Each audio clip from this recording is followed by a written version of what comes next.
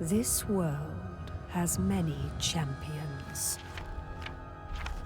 But to be the greatest of all, one must forge their legacy in the fires of chaos. Many worthy heroes have fallen before him. Their skulls, trophies, woven into the fabric of his cape. Each bestowing him with the power of a champion's essence. For he is Skulltaker, champion of champions, collector of souls. His destiny beckons. Blood for the Blood God.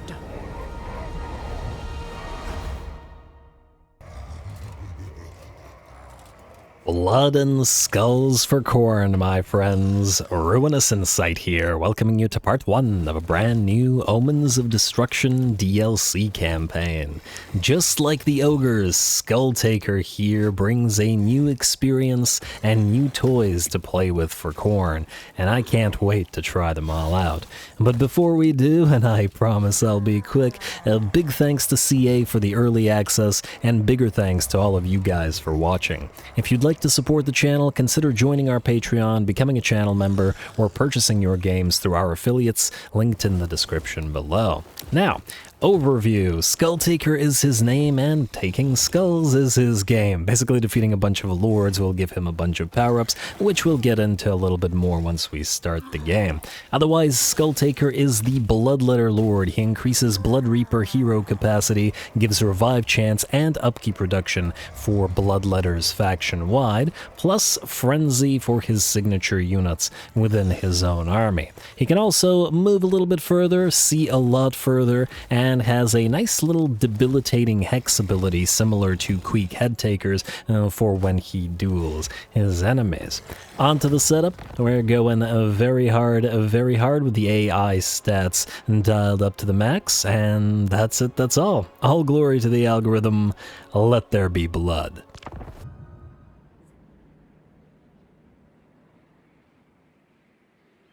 The skulls of vanquished champions adorn my vestments, and cede their strength to me. Ooh, I like Skulltaker's voice. That's real nice. I think he actually sounds quite a bit better than Skarbrand does. I'm very, very happy about that. Might be one of my favorite voices in the game, and I'm interested to hear his pre-battle speeches. Do you even need to make a pre-battle speech to all your bloodletters? I don't know about that. But anyway, just real quickly before we get started, how they play the Blooded Wanderers. Skulltaker wants to kill champions, take their skulls, and use them to empower his Cloak of Skulls using their champion's essence, which basically gives him a bunch of traits and buffs and whatnot. Otherwise, it's not going to be convoluted. This is Khorne, after all, not Tzeentch, who will be taking the skulls from rather soon. We gotta be in constant war, gotta get income, gotta get skulls and blood, raise settlements, and thereby summon blood hosts to continue the attack, and I believe ruins will get automatically colonized as long as they're in our provinces as well. So that's about it for what we gotta do. We'll jump into the first battle pretty much immediately, because I can't wait to see Skulltaker in action. We got Brasstide here, who's a bludgeonous slaughterer.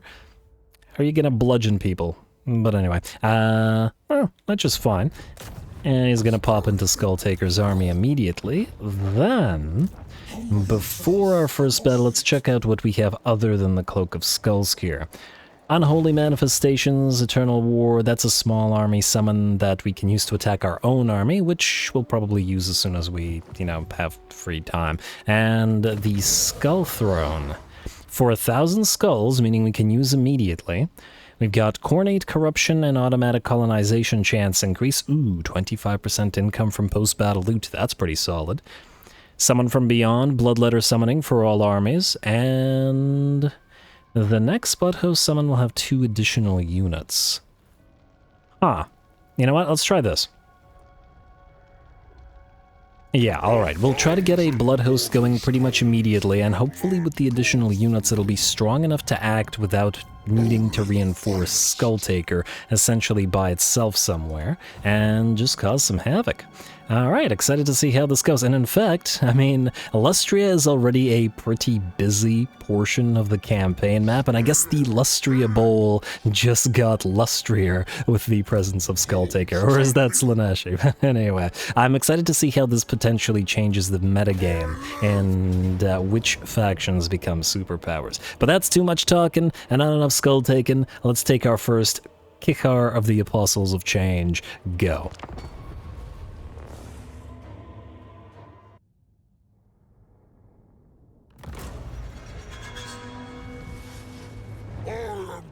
Khorne's chosen, the murder god's own sacred executioner.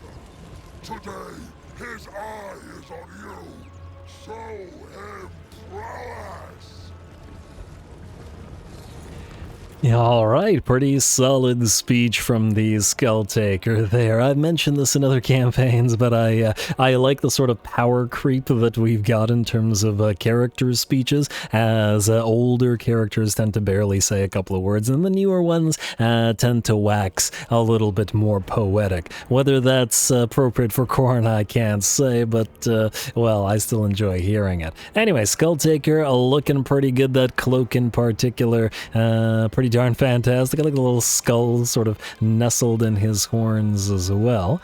And I assume that the slight differences in the Khornate runes there, I wonder if they're the numbers of the skulls on the skull cloak, the particular numbers. Anyway, that's Skulltaker, and let's take a quick look at the brand new Blood Beasts of Khorne as well.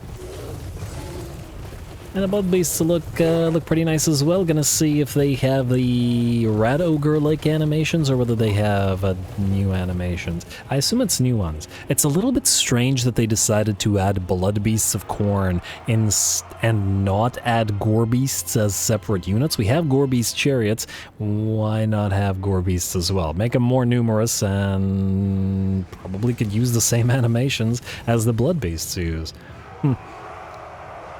Well, either way, time to close in with the Tzeentch information. We've split our units of Bloodletters in twos and our fast movers as well. The right flank will be hit by the Blood Beasts, who are going to smash into the Pink Horrors. The Blood Shrine is going to smash into the Blue Horrors as well, and allow the Blood Crushers to follow suit immediately after. And ooh, look at that rolling animation. There we go. Smashy, smashy from the two units or 3 units of fast movers. It looks like the Blue Horrors that got charged by the Skull Crushers are taking quite a bit of damage very quickly.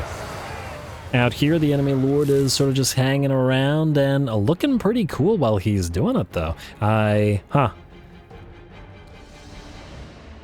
He looks kind of like insectoid, doesn't he? Like, he's got this little, like, toothy mandible sort of thing. He's got Skulltaker's coming up on him. And swinging away with his sword.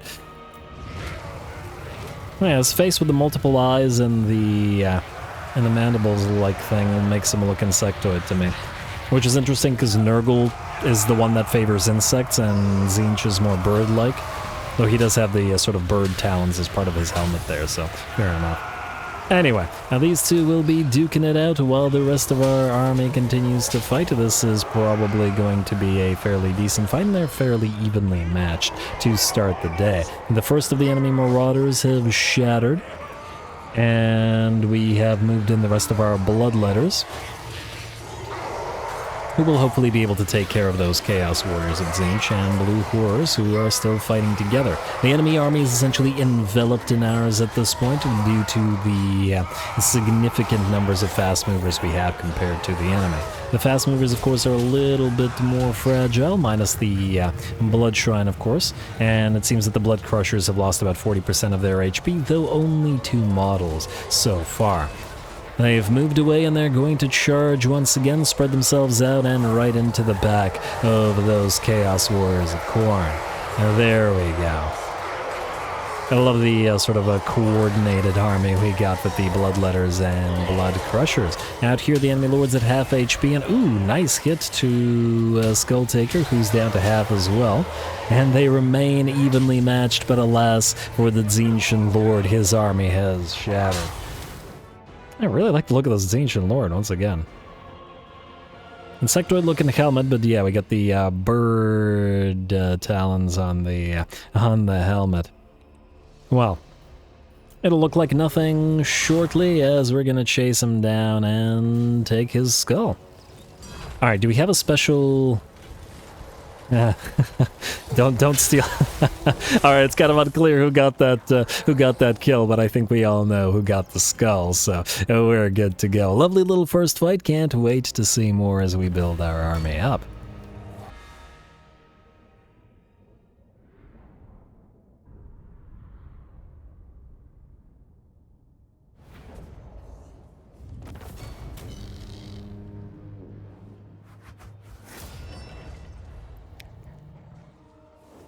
Alrighty, very nice, a lovely first battle, though we did take a fairly decent bit of damage on Skulltaker himself. He did get 2 levels out of it, so I'm more or less mollified. And we do get 200 skulls as a reward, and I do believe skulls are used as a currency to both occupy settlements and get blood hosts, so we probably want to rack up as many as we can, as fast as we can. And just probably gotta be careful about our army damage, as probably not going to be easy to replenish, at least outside of our own territory, and since we're expected to raise a bunch of stuff, we'll probably be outside of it a lot. Anyway, mission successful, got our first Champion's Essence bonus, but not enough to unlock the cloak as yet.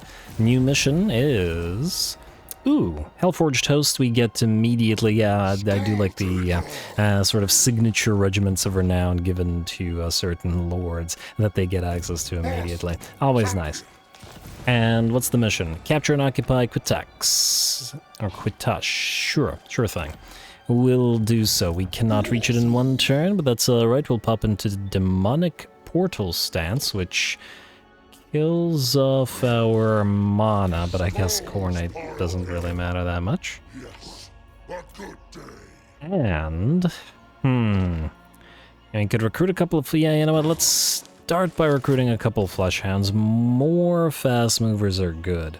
And yeah, we'll want more Bloodletters as well ASAP. Actually, I assume we'll raise this, we probably won't be able to recruit, meaning we may want to get... Bloodspeaker. We may want to be able to get a new lord on field early to be able to ferry troops, depending what the global recruitment is like. It does take 2 turns, and it's nearly twice as expensive. Yeah. Alright, what about buildings? What do we have here? We do already have the Cornate Calefactor here. Try to get those Exalted Bloodletters on field ASAP. We'll also most likely want this, the Foundry of Scythes, to get Blood Crushers, Skull Cannons, and Blood Shrines. Until then, we've got Growth and Replenishment, Skulls per turn. Income from post-battle loot faction-wide. Yeah, this is the thing that we probably want to build in every single place. Alright, fine. Start with the trophy racks. We're already collecting skulls. We gotta get those trophy racks up and running. Now, gotta pick our first tech. Can't just be ending the turn. Demons Reforged plus 5% chance in casualty or punishment or casualties from attrition. I wonder if this applies to blood hosts. An increase to 5% to colonize ruins, which goes into skull flensing, which gives us skulls gained from kills plus 40%. Yeah, this is probably what we want to do. Go through this tree, but let's take another look at everything else. Growth per region plus 10 after winning a battle all provinces. That's pretty solid as well. Win 10 battles, eh? Alright. More buffs for blood hosts as well. Income from post-battle loot. Yeah, there's a lot of decent stuff.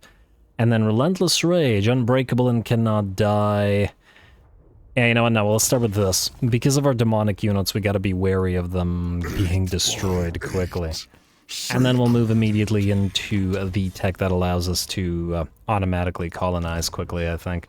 Alright, next up we got Root Marcher and Now we could go into replenishment. What do we have here in the blue tree? Since we're not a caster lord, we should have a bunch of spare points, as in we're not a hybrid lord. And ooh, call to bloodletting.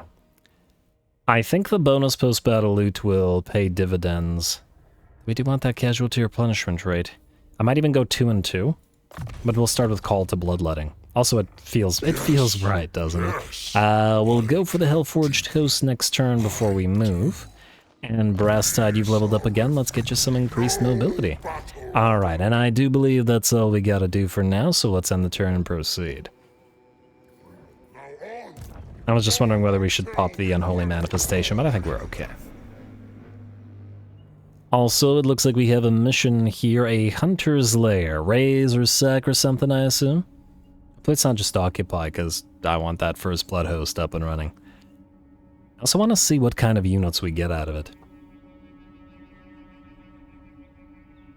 If it's a strong enough blood host, I'd love to sort of separate into 2 directions at once. Alright, the trophy racks are up and running. This says capture and occupy.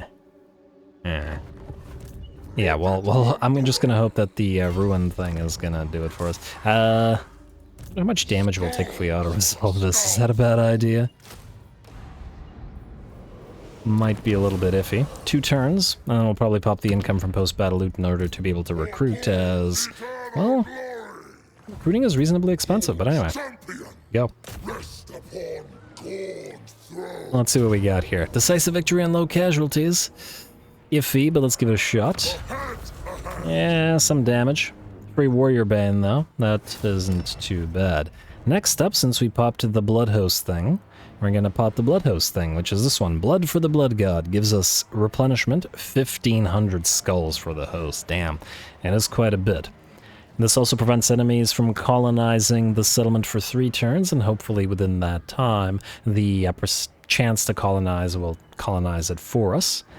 And gives us winds of magic reserves as well as the blood host. Go. Well, let's see what we got. And 4 regular bloodletters, 4 flesh hounds, a single spawn, and chaos fears. Nothing too crazy in there. But probably strong enough to deal with some weaker stuff. Might even send you down southward to Chaqua, while perhaps we send Skulltaker up here to Talashlan, which is most likely going to be a place that we actually want to colonize, as it'll be another territory for us to grow while we raise everything else around it. Also, 2.5k, it's a little bit much. Now, you could go back to our original territory. Wait, out of curiosity. Oh, this goes down to 1 turn. It'll cost us all of our money, but we won't have to go back. Alright, fine. Are you trying to cross a river or something? Wait, is he actually trying to cross the river? I don't know, but let's get 3 more bloodletters. All of our cash. What are you gonna do? We'll make more, I'm sure. Let's get another call to bloodletting. And then you, my friend, have increased mobility. Let's get you brutal charge, get you that damage increase as well, because that's what you want. Alright, and I believe that's another end turn. Now, just out of curiosity, is there like a... It's just an automatic chance to colonize, I assume. Unless the chance starts off at 0 until we get the... oh, there it is. Alright. Drawn to destruction. 8%. Yeah, not too bad. Slaughterer's Pride is up and running, so our first tech giving us abilities. And we have recruitment cost reductions. We'll probably want this one as fast as possible. Lord of Monstrosities and... wait. And Warborn for the Bloodletters. But for now, we're going to go into Spread Rage. I'm also very tempted by Gift of Defiance, but yeah, Spread Rage, just try to get to Skull Flensing. Next up, Skulltaker. You are going to March Stance all the way out here. And the Terror Harvesters, assuming the Chaqua is relatively sparsely defended, we're going to send you here. Should be sufficient. Ooh, hello. Alberic is already here. Oh, very nice. He's got nearly a full stack as well. Maybe I should have stayed in camp and... Well, I guess we actually didn't have enough money to continue recruiting. But that's alright. We'll recruit by killing. And we'll kill by recruiting. Go. Turns do seem to be going a little bit quicker here than in the Man-Eater campaign, at least at the start, but I think once we have a lot of blood hosts on the field, that's going to change rather quickly. I wonder if... A moment. Wait. A hunter's lair. Ooh, this already unlocks the cloak. Beautiful. Capture and occupy... Oh, it occupied itself. Gotta love it when they occupy themselves. Alright. And capture a province, maintain control of the following one province, either by direct ownership or through vassals. Yeah, we'll do that. Clan Mange has been destroyed. The 1,000 Maws have been encountered. Alright, so two things we want to do. First of all, the Terror Harvesters, you're going to hit Chakwa in a second.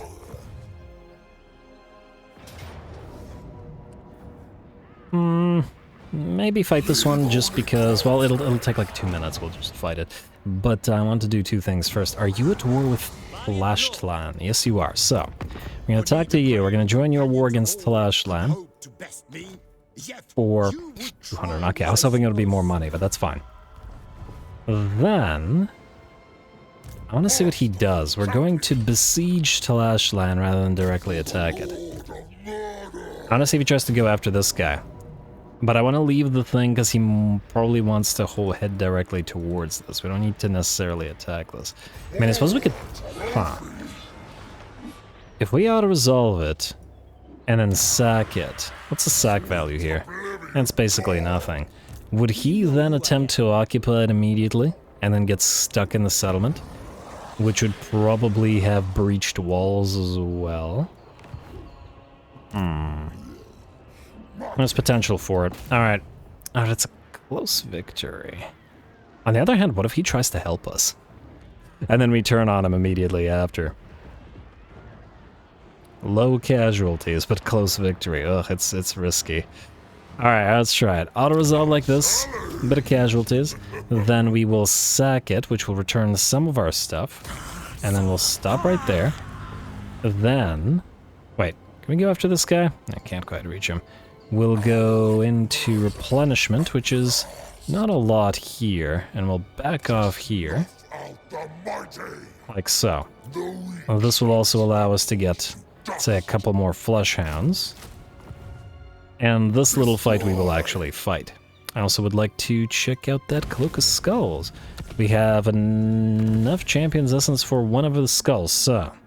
Okay, not this one because it's already started, which gives us that Blood God's Shackles ability, which I'm not actually sure what it does. Melee defense -24 and cannot move. Alright, fair enough. Dubois the Prescient. Skulltaker gains plus 25% of the experience of the defeated lord. Ooh, we're leveling up quickly. Versus replenishment. Replenishes 10% campaign movement range after defeating a lord. Faction leader's army. Pretty darn solid as well. Alright, I guess all the skulls are going to be probably pretty darn useful. And hello, enables the ability to travel to enemy lords. Okay, so we gotta rush that one as fast as possible, as it will allow us to teleport and go kill things. In the way that Wulfric needs to do. Hopefully they essentially take the system and then give it to Wulfric as well, because, well, I'm sure the mods will, but, yeah, this feels made for Wulfric. Anyway, we're gonna fight this manually to reduce casualties real quick. Go.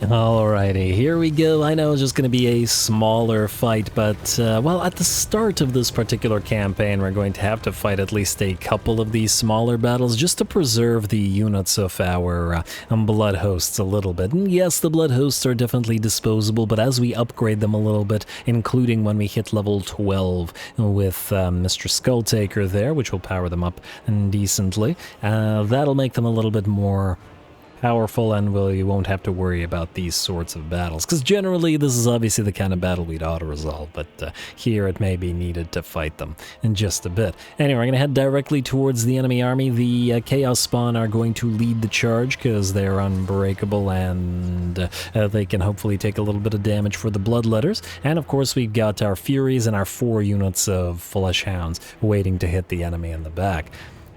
Alright, now the enemy does still have a fairly decent amount of blue horrors, and they should still be fairly adept at dishing out damage with their magical damage to our Bloodletters. I'm gonna take a few volleys here, and we just don't have sufficient units, well, unlike ooh, that's not good. 2 to 4 volleys from the blue horrors and then the blue fires into that unit of Bloodletters. Takes about 30 of their number away, but now we've closed the distance. Blue horrors versus Bloodletters in melee, definitely going to go in our favor, however.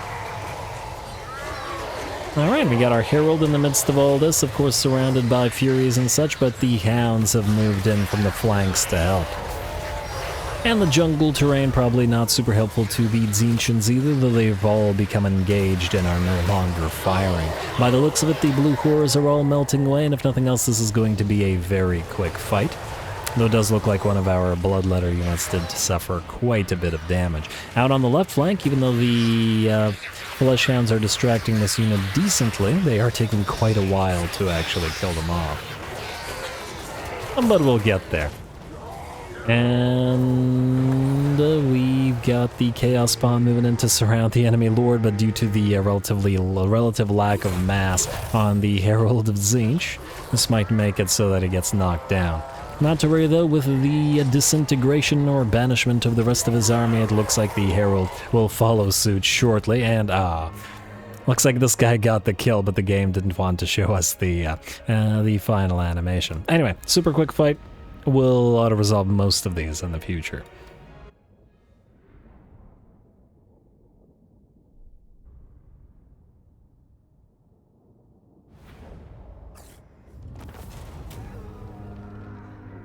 Alright, nice little fight, still a decent bit of casualties, but well, Bloodletters have always been fairly fragile, and fighting against magical damage-dealing range units is not something they generally want, so hardly surprising. We are,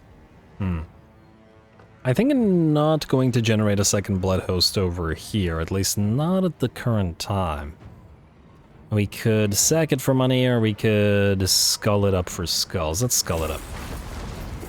Faction destroyed Apostles of Change, there we are, and then you don't need to capture this, as we will hopefully capture it ourselves. Now, out of curiosity, construction cost minus 30% for all buildings in local province. That's actually quite useful, especially in our starting province.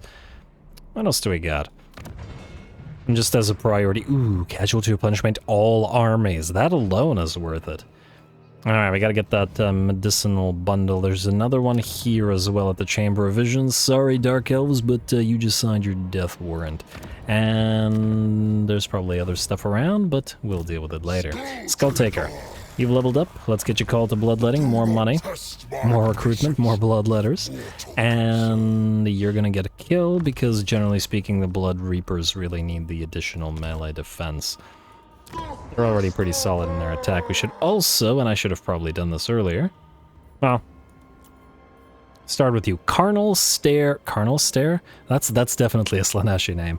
Carnal Stare, Butcher of Artois. But Butcher of Artois, I gotta appreciate, because, well, we're about to be attacking Bretonnians. Artois and Bordelot, not the same thing, of course, but still works for me. Alright, and I believe that's another end turn, assuming that we don't want to... Actually, I probably should have done that before fighting, but you know what? We'll save this until next turn, and then we'll hopefully be able to attack Elberic. No need for an Unholy Manifestation as yet. Building upgrade, I'd love to do this, but... Well, you know what? These ones are only 1,000.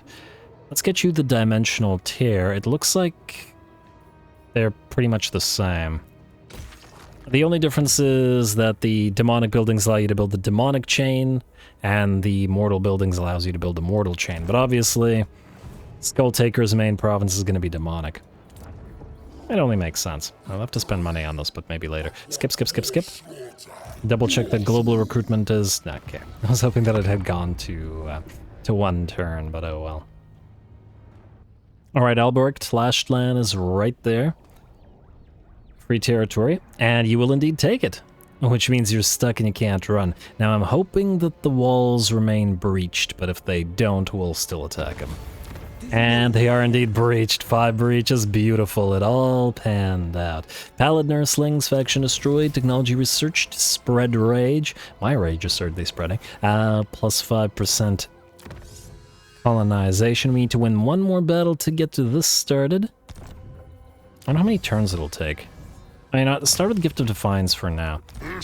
For the additional post-battle loot. Then we'll head to the Skull Throne and pop the... I wonder, income from post-battle loot, or will we need the additional bloodletters to face off against Alberic's knights there? He didn't take any damage taking this, so he'll be at full HP, even if he is stuck in that settlement. And our blood host won't be able to reach us, at least not here. But we can send it, hopefully, to Zahutek. I actually want to take Tlashland for ourselves.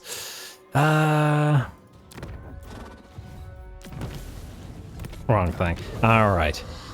25%. You know what? I'm gonna say we're gonna go Summon from Beyond. Just in case. He does have a full stack and the knights are going to be of concern to us. Send 8,000 skulls to the Skull Throne? Will do. Alberic, you are currently at war with... Okay, just this guy. I wanted to see if we could ask somebody to join the war, but alas. No additional regiments of Renan. We're a little bit damaged, but not so damaged, I think, that we can't fight Alberic. Just gotta be careful about him himself. Alright, close defeat. He does have a little bit in the way of garrison units, but these are all peasants. The range ones are gonna be the concern, but that's why we got our... that's why we got our bloodletter summoning. Go again.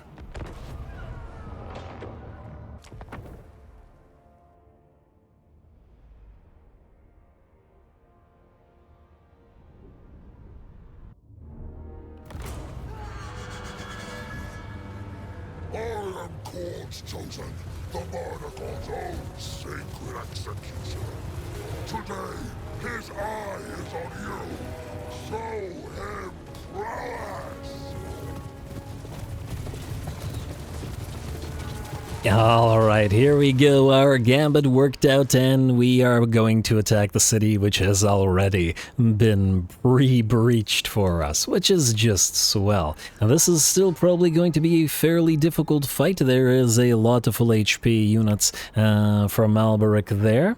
On the other hand, though, he probably won't be able to use his knights to great effect because they can't wheel around. This is not where cavalry wants to be. On the other hand, we're kind of in the same situation, and we gotta be careful with our blood crushers and our flush hounds getting stuck. Speaking of blood crushers and flush hounds, and I guess the blood beasts as well, we charge on in and they will lead the pack as they are much faster and are able to get stuck in long before the bloodletters have arrived. On the bright side though, they are able to do so before the enemy knights got here.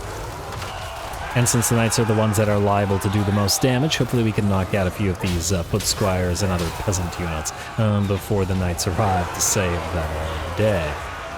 And speaking of, there we go, Knights of the Realm are in. I believe he has, I want to say 2 to 3 Knights of the Realm, but with the charge of the first one, we're going to summon our first units of Bloodletters to trap this unit of Knights of the Realm between our own units.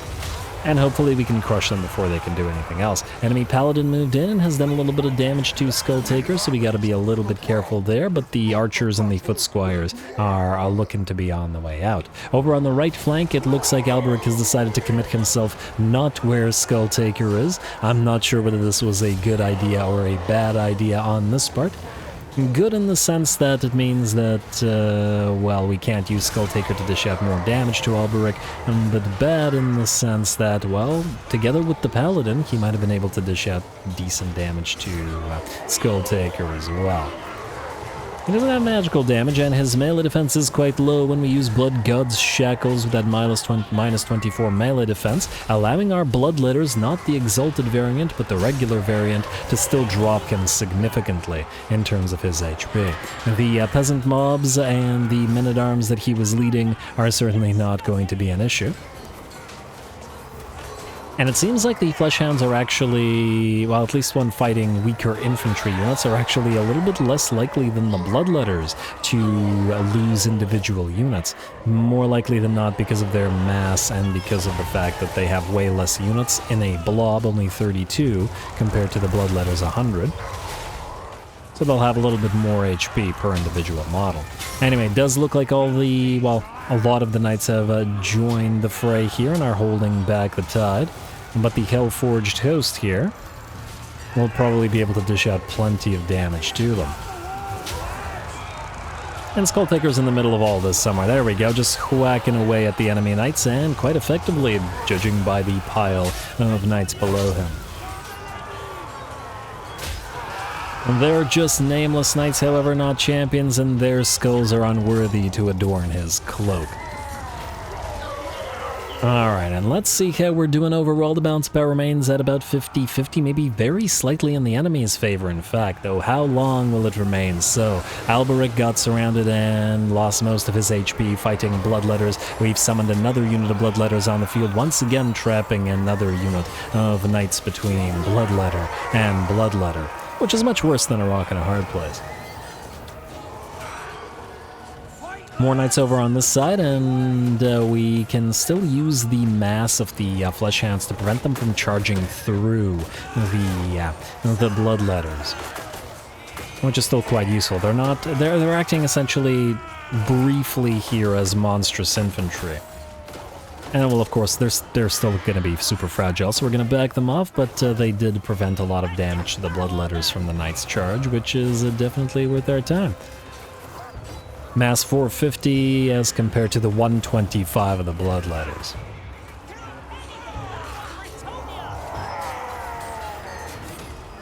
And just something you sometimes need to do due to the relative fragility of the Bloodletters. Looks like the summoned ones are gone, but they did decent bits of damage. Both of the knight units that were crushed between the hammer and anvil there are near collapse. Looks like the units that are led by Skulltaker have also broken through and are heading to knock out Alberic for good by the looks of it, who's entered the fray. At least he's brave enough to do so with 10% HP, but his bravery doesn't last long, as it looks like he'll be booking it on out of there once again. Unfortunately for him, he joined the battle where the Skull Crushers are.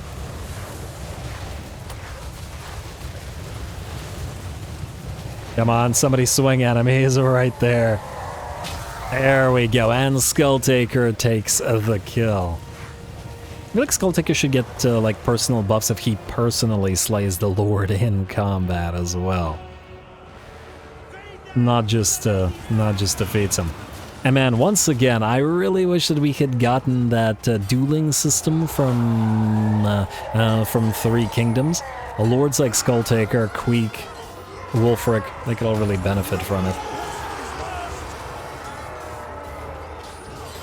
Alright, well, either way, the balance of power with Alberic's fall has shifted to about 70% in our favor. A few units still remain. The Mounted Yeomen, which we haven't really been catching, but we also haven't really been attempting to catch due to the need to deal with the Knights and the Men-at-Arms and whatnot.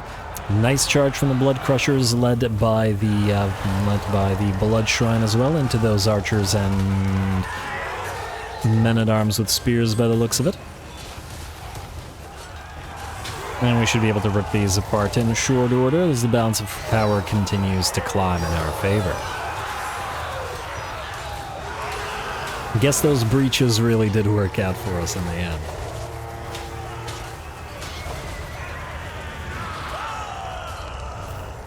Man, I can't wait to try out Slaughter Brutes. We're going to try to tech towards high-tier stuff as fast as possible. Especially with a faction like Khorne, where we don't have to worry about money nearly as much, just gotta worry about continuous fighting, and that'll take care of itself. Alright, looks like some knights have returned, but once again the Blood-Forged host is there to meet them, and those exalted bloodletters, especially with the massive amount of armor piercing they have, should have no trouble dealing with the knights. And, just out of curiosity, where are the regular exalted bloodletters? They're out here somewhere. I just wanted to see, I just wanted to compare them a little bit to the Blood-Forged host.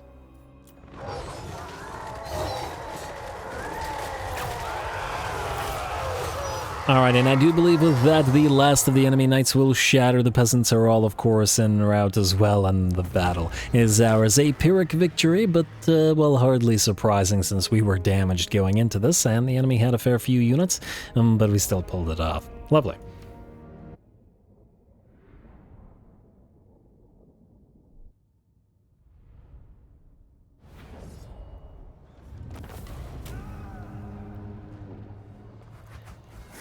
Alright, there we go. Got a rather useless dragon helm. It did look like the Summon from Beyond ability was the right choice. Yeah, we got a fair bit less money because of it, but the knights being trapped by the summons behind them really helped out, as they were unable to escape and thus took a lot of damage fighting our bloodletters and whatnot. I'm surprised nobody disintegrated, though one of the fleshhounds and one of the bloodletters did come, well, actually two of the bloodletters did come fairly close, and the paladin was a fairly tough fight for these two to bring down, and, well, Alberic didn't really want to fight as he was far away from our lord and hero, but that's alright. No big deal. Maybe he wasn't even worthy. Now, we could summon another weaker blood host without the extra 2 units here, but I think we'll occupy this place. It's a lot of skulls, admittedly, but it will enable us to hold this territory, and thus any ruin that we create out of all this, which we intend to raise, and will allow us to hopefully colonize it via this method. That makes sense to me, anyway. Anyway. We got a little bit more cash. Let's get a couple more bloodletters in there. You should be on the way now. Carnal Stare, Butcher of Artois. Let's take a look at another one of these guys. Serial Killer Instinct. Skulls collected from skull piles. I'd rather have somebody that fights more stronger.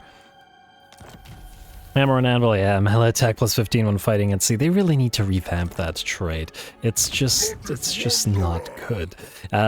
Dragon Helm, I guess it's the only thing we have, so we'll keep it. And, oh, you got a Blood Throne. Wait, don't you have a named mount? Yeah, cool Tyrann. Skulltakers is the most dreaded juggernaut of all. A metal-plated beast of primordial rage that carries the Slayer of Kings to his doomed quarries.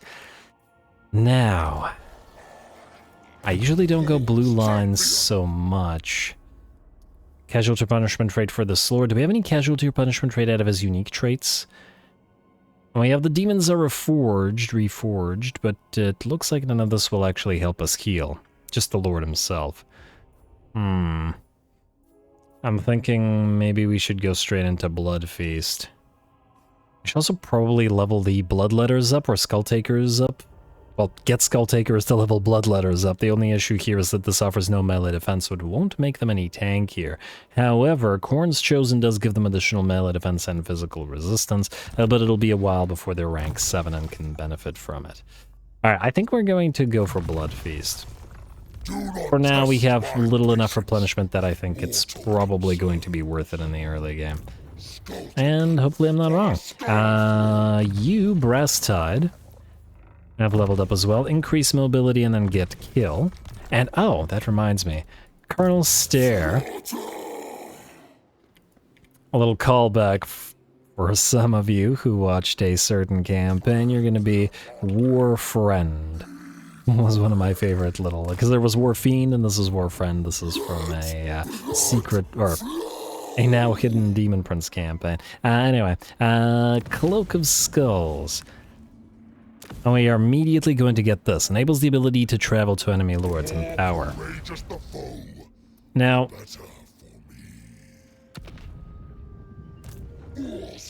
Travel to an enemy lord, spend champion's essence to... Okay, so you have to spend champion's essence to do it, but probably worth it, depending on how many turns it allows us to avoid. And ooh, we can... I was about to say we can complete the army, but at the same time... And we got a Blood Reaper on the way, so there's probably no need. We can upgrade the trophy chamber here, and we will need more buildings, so we will need growth, but I think we can't do too much with the growth until we get technologies. We also want to get our next army underway relatively soon, but let's hold off for now. Cloak of Skulls. I mean, I guess we could... get to you as well. Travel cost minus... you know what? Maybe we want to rush the travel cost reduction and the travel cooldown reduction. On the other hand, this is only 25, so we could get this, like, immediately. Oh, this is also 25. Armor, missile resistance, immune to flanking, but it's only for you, and it's only if you get more than 40 kills. Now, I'm going to save this. Alright, get the cheap stuff first. We'll move on to the expensive stuff later. Building upgrade, Chalashlan. We do have growth here. Considering how slow growth is going to be, it may be the thing to do. And maybe we make this territory a mortal territory as compared to the other territory.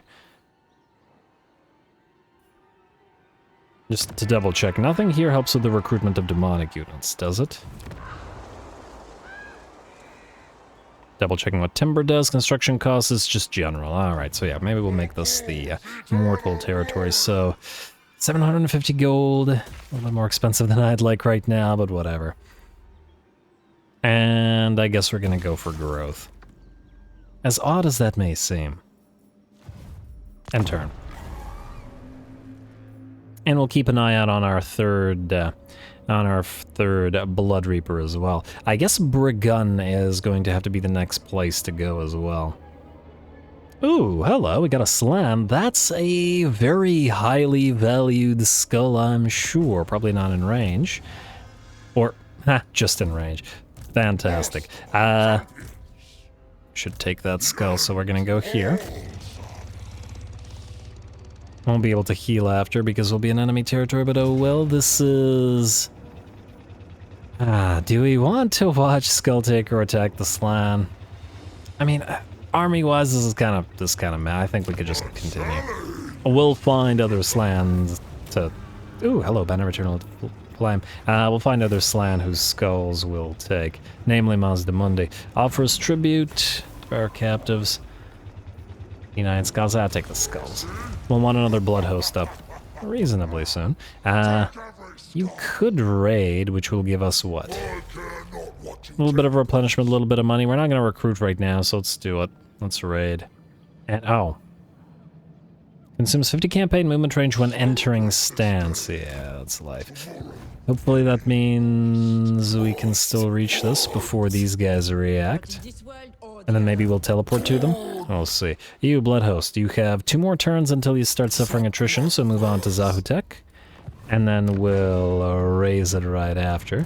Gotta watch out for the other lizards, but hopefully our undead friends will keep them busy for a little while. Well, let's get growth here as well. I guess technically the other buildings will also get... Growth isn't actually going to be super needed. You know what? Then we are going to ignore it and we're going to go for the trophy racks instead. Get that post-battle loot increasing. But we won't upgrade this because Itza will probably attack us at, well, really any moment. Alright, I have also not checked what the victory conditions are. Empower 9 skulls, I get a lovely chain sword. And just occupy, loot, raise, whatever. What about this? Achieve short victory conditions, empower 18 skulls, perform 8 rituals of the following category, Skull Throne. Fair enough. Fair enough, and turn. Let's raise Talantula and then hope that the ruins become ours.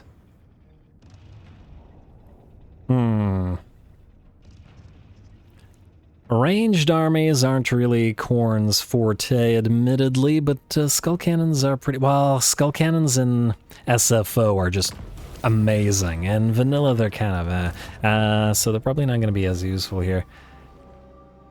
You won't be able to reach Talantula this turn, will you? Alright, fine. Raid, I guess. Warfriend, join Skulltaker. There's that income from post-battle loot and copycat killers recruitment cost reduction. Oh, would you look at that? You're gonna defend against the Blood Host, eh? Frankly, the Blood Host probably won't win this, alas. Oh, we could, funnily enough, teleport right here and do it. Alright, you know what? Stay here, go into raiding. I know you'll start suffering attrition, but since you won't win this, because you're too damaged. To double check, what's in here again? Lots of ranged units. We'll need to move this way anyway, because we want to deal with the lizards down there. Anyway, what I was saying was the ranged units we'll want to defeat, get the Marcus Wolfheart defeat trait for them. On a Lord, perhaps, that will have a lot of ranged units. Well, there's a lot of skull cannons. I mean, technically speaking, Skulltaker will probably have some skull cannons, because he's got bloodletters riding him. I'll think about it. Anyway, a Norscan shaman reports a vision of a far-off kingdom razed to ash, its every inhabitant slaughtered, of nothing left but a mountain of skulls. Though none know where this land is, the joyous news of Khorne's distant triumph means countless demons jockey for the opportunity to achieve similar here. Fire starter, income from raiding, sure, fair enough, and hey, we got his main mount, lovely. Cool Tyrann. Let's also go into Harvester's Pride and try to get that skulls gain from killing. We'll take a look at all the other stuff after. Alright. Nothing else. I do believe we're in the end turn. We will save the rest of our points for your unique trait as well. Last thing, I want to double check if there are any good... Alright, skip. End turn. Let's see what Mariam Lebeau does.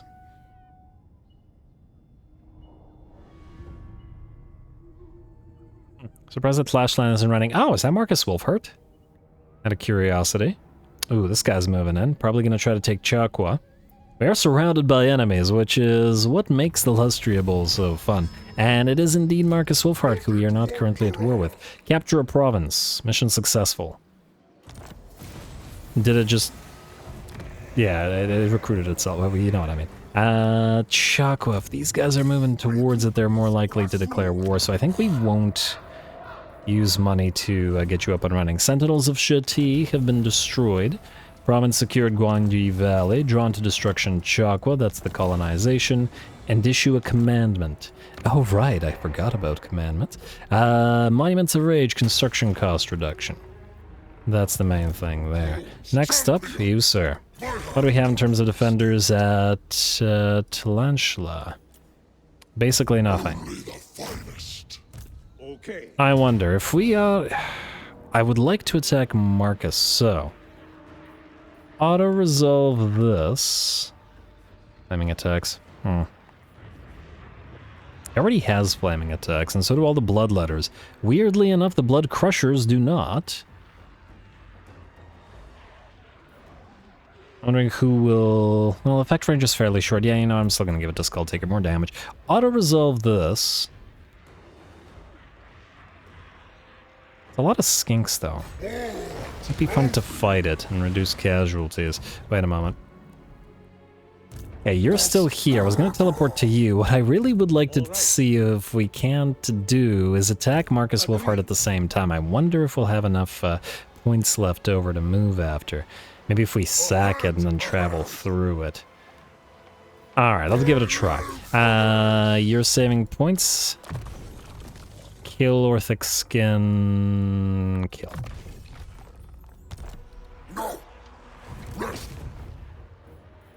You know, we'll be fighting so many lizards that the tiny amount of skinks don't really sound, it's not worth our time.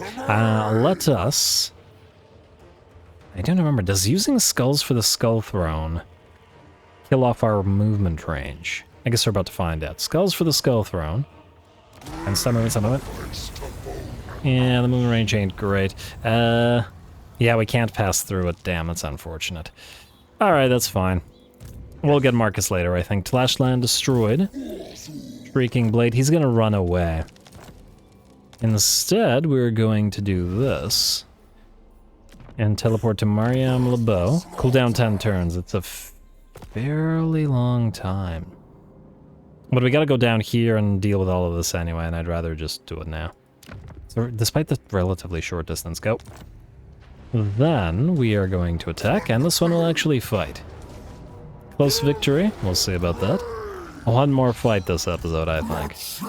And then, oh, I should have probably had you attack rather than Skulltaker, because you need the victory.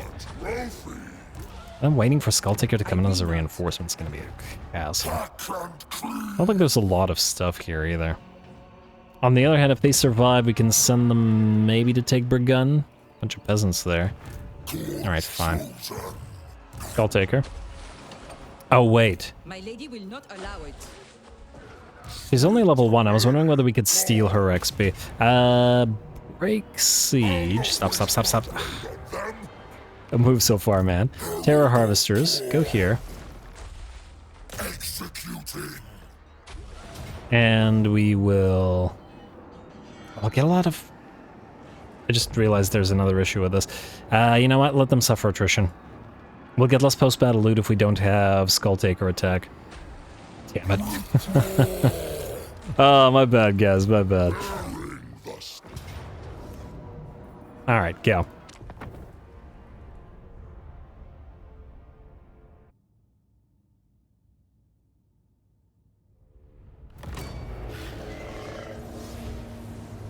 Frenzy, bloodlust, these are our virtues. Now, fly at the foe, so call your honor!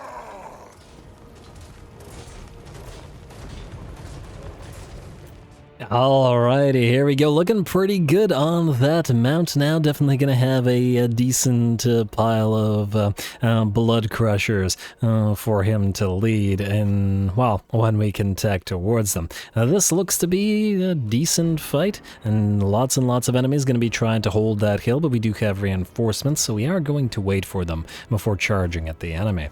Speed it up until the reinforcements get here, of course. And we've got 8 units of flesh hounds. That alone is a very significant force that the enemy is going to have trouble with. Granted, they have a fair few units of cav, but they're just a couple of Knights Errant, and Knights Errant are very, very fragile as well. They're not Knights of the Realm after all.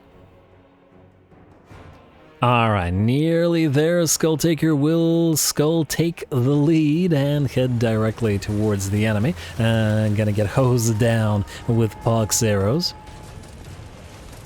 Which fire resistance does he have out of curiosity? 25%. I was wondering whether if they were fire arrows, it would be a little bit more effective. Anyway, time to hit the enemy. We're going to once again use our Bloodletter summoning to allow the enemy cav to charge on in. Waste their time dealing with them while all of our Bloodletters engage with the enemy peasants. Alright, Chaos Spawn working together with the Bloodletters over on the right flank. The right flank is where we've committed all of our reinforcing troops from our Blood Host, simply because this is where they're least likely to take any kind of damage. Pretty much our entire army is committed now, with the exception of a couple of units of Hounds and Furies, who were just waiting for all of the units to get engaged so that they could hit the enemy archers.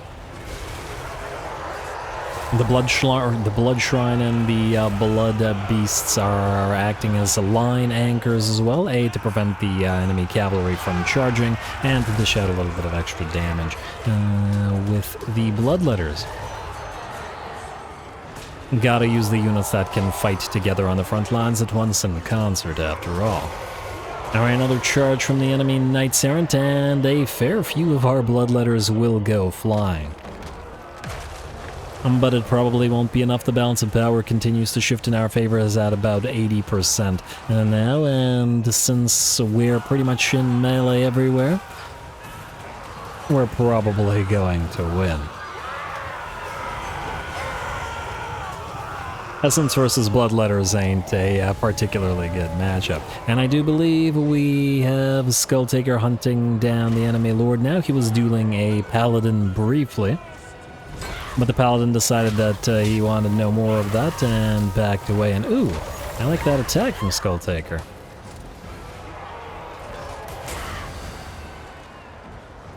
The nice thing about smaller mounts like our, well, I imagine not like the Blood Throne, but the Crushers, the Juggernauts rather, being smaller mounts, still allows us to get animations of the Lord attacking rather than the Mount attacking, which is the big problem with like dragons and things like that, generally speaking.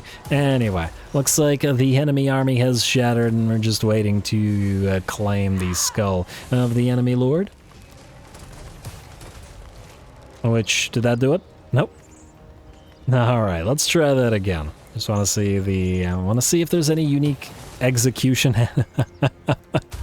Alright, I was about to say unique execution animations, but just sent them flying, and alright, this should be it. Assuming you don't miss on the swing there.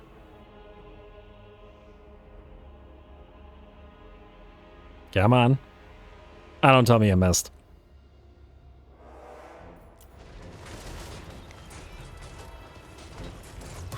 Alright, there we go.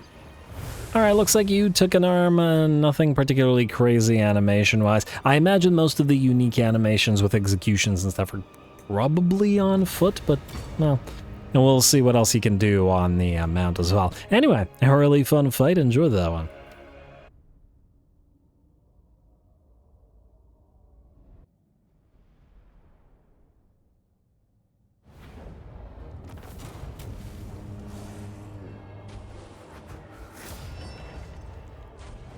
Alright, solid work. One of the Furies did die, but there was just a lot of units to pay attention to with a single battle. On field at once, so not a huge deal, especially as it's the Furies. We got a decent amount of cash, decent amount of skulls, level 11 now. Would have loved to get to level 12, but we're certainly getting there. And looks like our Exalted Bloodletters are the ones that are getting the most kills and damage, especially you, 13k. You're gonna need a name, Exalted Bloodletters. I mean, well, we're gonna need a lot of names for a lot of Exalted Bloodletters and the Blood Crushers and stuff. The stuff that's definitely gonna stay in this particular army. Anyway, this is not a capital. It's a solid amount of skulls. It's almost worth an entire blood host. I think we'll skulls it up. Yeah, we'll skulls it up. This will kill your movement. We will use the Terror Harvesters in March stance, I guess, to send them to Brigun, and hopefully it'll be enough. Hey, an Enchanted Shield, that'll be better than the... Oh. I thought that it says diplomatic relations with Khorne factions. For a second, I thought that said diplomatic relations with all factions. I was like, excuse me? Khorne? No. Alright, Brass Tide, Blood Throne, and we'll keep him on the Blood Throne, I think. At least for now. Butcher for Skulltaker? Sure. Alrighty, we'll hold on to the points, but we will give you the Enchanted Shield rather than the Dragon Helm. Shield of Talus and Dragon Helm are both kind of trash. You know what? Fuse, let's see if we can get something a little better. Fencer's Blades, that's nice. Let's go Fencer's Blades for you, and then we'll pop the Warrior Bane on the Blood Throne. Like so. Alright. And no free ancillaries, but that's alright. Skulltaker, I would like you to go into encamp and then start moving down here, as we'll want to take Schlanwapek and actually take the settlement for ourselves. Brigun is part of the Tlashland province, so it'll eventually be colonized. Hopefully they don't manage to get Alberg back up and running before we get there, but I guess we'll see. You guys, let's level you up just in case. Oh. Start with you because, yeah, mobility, and then brutal charge, and then kill. And then you, Brass Tide. Oh, we're gonna have to choose between buffing you up personally versus giving you fight or die. I'm gonna say fight or die, Icon of Slaughter. More damage feels appropriate. You're next going to go into Slaughter rather than Maim, as I do want you to have the additional physical resistance. Make you a little bit more fragile, even if just a bit. We got our next Unholy Manifestation up and running. Take control of targeted unoccupied ruin. Huh. Wait, would this work on Zahutek? Huh, it will. We could do this immediately and allow these guys to heal more. The other option would be to for example, raise Schlanhopek. Moment. 341. It might be worth... We could blood host this up, and then immediately reoccupy it. And we will want to keep it because it's got a landmark as well. I'll think about it. What else do we have? Skull Throne available. Alright, before that fight we'll do the Devotions Tithe as well to get a little bit more cash, because, yeah, our cash flow ain't that great for now, but not a huge deal. Well, how many turns it'll take to actually catch this guy? We shall see, I guess. Valley, you know what? We're still not investing in you. Quitex might be far enough away, but at 2.5k, I think it's a little bit too steep. Let's end the turn.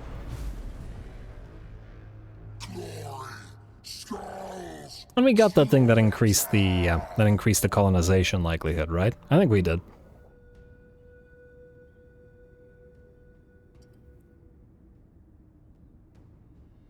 Right now, I'm assuming that this is not Alberic. Ah. Oh, damn. I thought that it became ours. Passive ability, Standard of Glory, yes. Leadership, this will be getting another Blood Throne. Just gotta recruit 30 units. Is that all? Now you can directly reach this. Sack value 8.4k. Why is this one worth so much? Oh, it just had tier 3.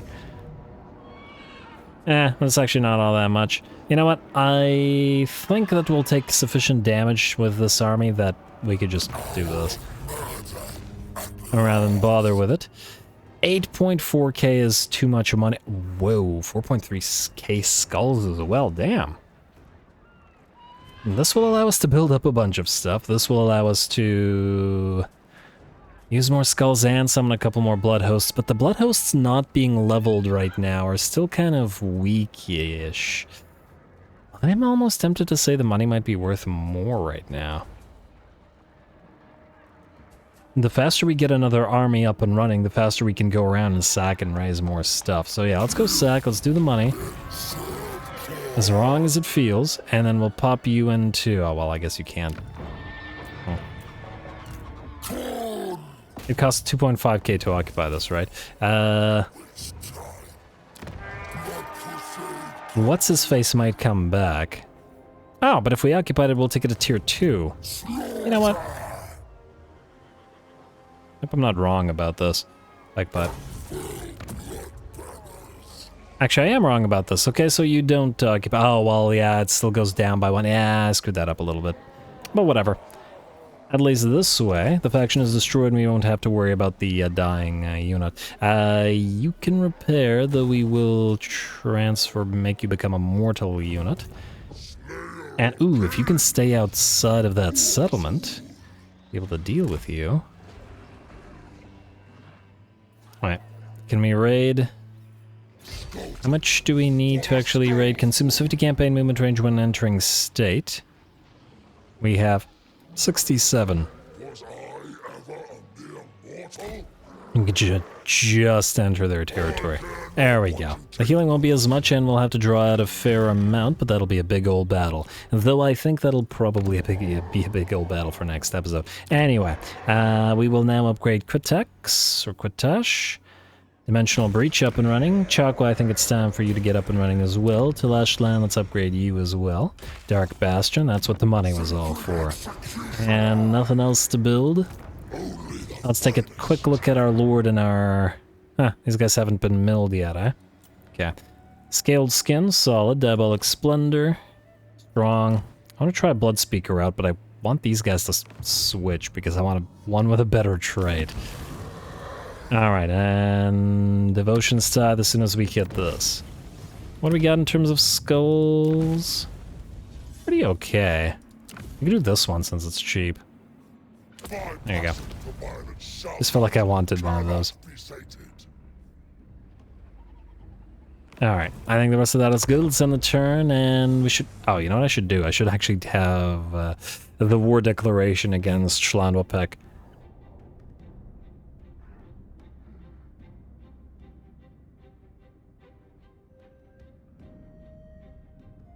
Please don't run. Oh, where are you going? Well, That's a shame. The great game Tzeentch ascended. How dare you, Tzeentch? He's at war with nobody, too. Huh, weird. Alright. Declare war. Are you in range? Skulltaker. Skulltaker is in range, so we have two options. Option one is to just directly attack it and then take it. Since this guy is near, if we wait here, he will move in to reinforce, and they will both most likely attack us in the field. Which might be more fun. It's a lot of units. I wonder if he'll have to move in march stance as well. We could take this no problem at all. We could even... Which is tactically the better move? I'm mostly looking at this from the perspective of wanting a bigger battle. Well, I'll think about it. Either way, Terror Harvesters, you're not going to be super useful. I wonder, does Shipwreck have a battle, or is it... I don't remember. I think Remnants of Battle does not. Well, anyway, this thing is nearly dead, so let's send it at the Shipwreck, and we'll see. Could be something, could be nothing. Did we get anything at the Awakening? Should we keep these guys alive? We shall see.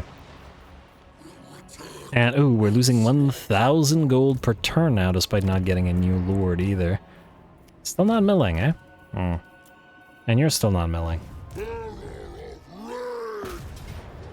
Post victory will probably dish out heavy damage to us. What's the sack value of this place? Damn it. 4K, so it's probably a decent amount. We could also use the Unholy Manifestation if possible. You know what? I think, even though tactically it's a much better idea to take this, we're not going to. We're going to besiege them, and we're going to allow them to attack us next turn in a big old field battle. I just think it'll be more fun. Even though we'll take more damage. Who would say no to a bigger battle? We'll go Devotion's Tithe, and hopefully this will give us a massive amount of cash for it. Like so. And, okay, what? Banner gained, speed charge bonus, obsidian, what the heck? Mission successful, send, oh! Huh, whatever we did completed this. The other Trickster Shards, spell resistance, not super useful to us. Some of the other stuff, however, may be somewhat useful. Take the Obsidian Amulet because you have no better options, and I guess Charmed Shield is probably better than the Enchanted Shield as well. And I guess hold on to the other Trickster Shard. Also take the Skull Totem. Perfect Vigor. Might actually be better to put it on you until you get your own Perfect Vigor trait. And we'll end the turn, and I was going to end this episode, but if this big battle happens, we'll fight it right now, because the idea excites me.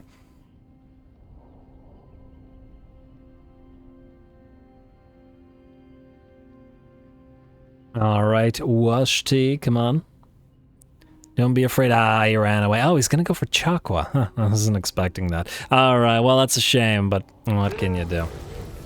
Global cooldown -1 for Skull Throne Rituals, Skull collected from Skull Piles, Blood Crusade mission issued. Alright, I guess we'll just auto-resolve you then.